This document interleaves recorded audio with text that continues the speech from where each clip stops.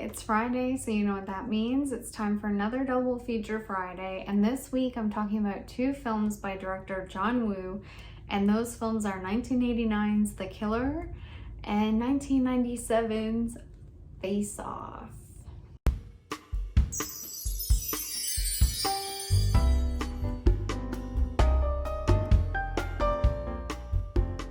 Alright, so let's get into it. I'm going to talk about The Killer first. Stars Chow Yun-fat. He's an assassin. Ah-young, or Jeffrey. He's credited as Jeffrey Chow. This is a great film. Honestly, I love John Woo movies. I stupidly didn't even realize that Face Off was directed by John Woo. I found this at a thrift store this week, and that's sort of what initiated this double feature. I had something totally different planned, but that kind of went out the window. The Killer is a great film. It's very, I guess it's early John Woo. It's his classic. He loves to sort of show the good and bad in people, like the duality. And Chow Yun-fat, I think, is just the most perfect casting. He is an assassin, but he also looks like a baby. I do find that he's very disarming in the sense that, like, you wouldn't expect him to be an action star. He just looks so innocent and like an angel baby. And then he's flying around, shooting everybody and killing people. I do think that it's honestly like genius casting. I really liked him in this film. I think this is a common John Woo storytelling trope. Chow Yun-fat or Ah-young is in a bar or a nightclub, and there's a shootout that happens between him and the triads, and in the midst of it all, this young female singer gets injured and she gets kind of shot right across her face, and because of that she starts losing her vision, and he's just riddled with the guilt of it and starts kind of stalking her to sort of keep an eye on her. And I think he just, you know, feels so guilty that he now feels he needs to take care of her, protect her. And they do fall in love. She does find out near the end of the film that he was the one who shot her. And there's all this back and forth. There's like lots of triad involvement. And you also see the police who are looking for Chow Yun-fat's character because he assassinated a politician. And there's so many friendships that arise of all these dynamics that are so beautiful, and kind of any sort of leading character who dies, it turns into this thing where it like looks like a love story between these two friends, and that seems to be kind of like a repeated theme in the movie. It is so good. John Woo is just such a fun director to watch, and he's kind of like Fulci to me, in that when you watch these movies you can tell that this is a person who loves to make movies and who loves visual storytelling. I think that to me makes a really entertaining, a really fun movie. You should totally check out The Killer. It is really good. It has a great ending. It made me cry almost. It was really touching.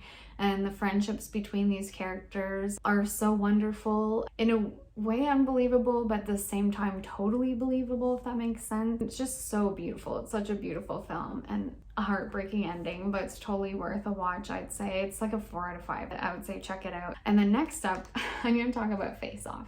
I have actually never seen this film before this week. I thought I'd seen more of it. It seems like any Nick Cage movie, anytime you stay in a hotel, it's the only time I have access to cable TV. It seems like there's always a Nick Cage movie playing. It'll either be Face Off or The Wicker Man. I haven't seen either film because anytime I see them, they're already partway through and I want to watch them in their entirety.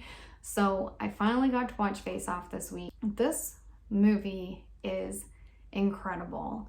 This is like Nick Cage at peak Nick Cage-ness. When I watched this movie, I sort of feel like it made it, the fact that he's still acting, even more incredible. And this guy's just had like a crazy career. Face Off stars Nick Cage and John Travolta. Also from Manhunter, Joan Allen. Joan Allen plays John Travolta's wife, which was delightful. And Gina Gershon is also in this film. I would say she is kind of the weakest point, no offense Gina Gershon, but I didn't really like her character or her acting. Maybe it was both. But this is the best performances by John Travolta and Nick Cage, in my opinion. I mean, it is so fun to see these guys. So I don't know if I really need to set up the premise. Nick Cage is like a career criminal. His name is Castor Troy. John Travolta is Sean Archer. He's an FBI agent. He's been looking for Castor Troy because of some terrorist activity. And Castor Troy is in a coma.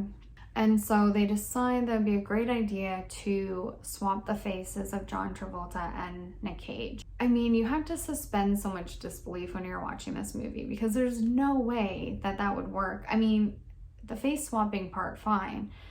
But for him to actually then be Castor Troy and vice versa, Joan Allen never realizes that her husband's body is actually Nick Cage's body. It's so insane. I did watch one of the special features on this disc, not a commentary, even though there is a commentary with John Woo, and I would have loved to have watched it, but this movie is 2 hours and 20 minutes, and I feel like watching it once is great, and it's so fun. It's totally worth watching. It's pretty insane. It's very entertaining, but the idea of watching it again just for the commentary was a little bit, the runtime is a bit of a turn off for me to like invest another 2 hours and 20 minutes into this film. But I did watch the making of, which was probably feature length, but it was very informative because I had a hard time in the believability of sort of the plot elements of this film, even though it doesn't matter. It's just supposed to be fun. Who cares? But this was originally written as a sci-fi film. And then when John Woo finally agreed to direct it, they sort of took out a lot of the sci-fi elements, but there still are some in the film. One of them being the face-off technology and like the healing and surgical technology. And then the other thing was the prison. So the prison is this high-tech prison with magnetic boots on an oil drill or whatever in the middle of the ocean. That to me was kind of unbelievable, but I don't know, maybe that exists. But yeah, when you know that it was a science fiction novel, it's like, okay, so they kept a couple elements to maybe make it like a little bit more of a futuristic or dystopian or like slightly off from reality. This film is over the top. Seeing John Travolta act like Nick Cage and vice versa is a totally wonderful experience. I recommend it 100%. This film is also a 4 out of 5. Again, it's just also that John Woo just seems to love film and filmmaking. And I think that just benefits the viewer as opposed to having a jobber who doesn't really care and isn't putting that much time and attention to detail and thoughtfulness into everything. You know, the experience obviously is going to be a lot more enjoyable when you get to watch a film made by someone who's excited about what they're working on. John Woo also stylistically has this beautiful way of filming where everything looks very choreographed and dancing, and there's so many explosions and boat chases in both films. Everything is over the top, everything is hyper stylized and hyper reality, and it's really fun if you're into that sort of thing. But the storytelling is really there to kind of ground the film. Especially the killer had so many good relationships that are just so heartbreaking and beautiful and makes that film so enjoyable to watch. I think I could say more, but I feel like this video is already pretty long. So I think that's going to be it for me for this week. And thanks so much for watching this video. Are you a fan of John Woo movies? What about Face Off? I feel like people love to hate it or hate to love it or hate watch, or it is just a fun film, and I think it's fun to make fun of, but at the end of the day it really is a beautiful film and you can really see the heart in it. When I watched the special features, I learned that John Travolta and Nick Cage were just so excited, especially John Travolta. He was so excited to play this role and embody a different person. I think they had a lot of fun coming up with like character traits to sort of really demonstrate so that it could be carried over when they were playing each other. I think that also comes through in the film. Like, it is really over the top, but we're talking about two actors who are kind of already over the top. So to see them play each other, it was just also genius casting.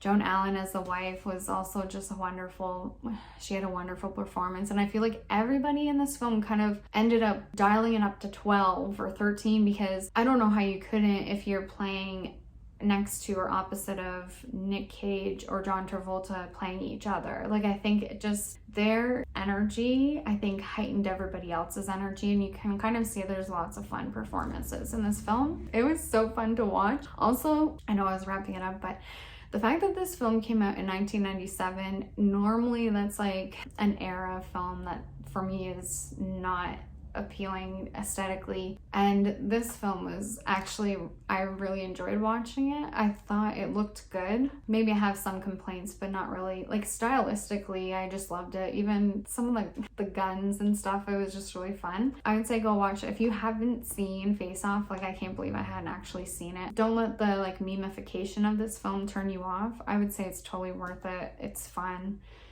and it would be a fun Friday night watch. Well, that's really it for me this time.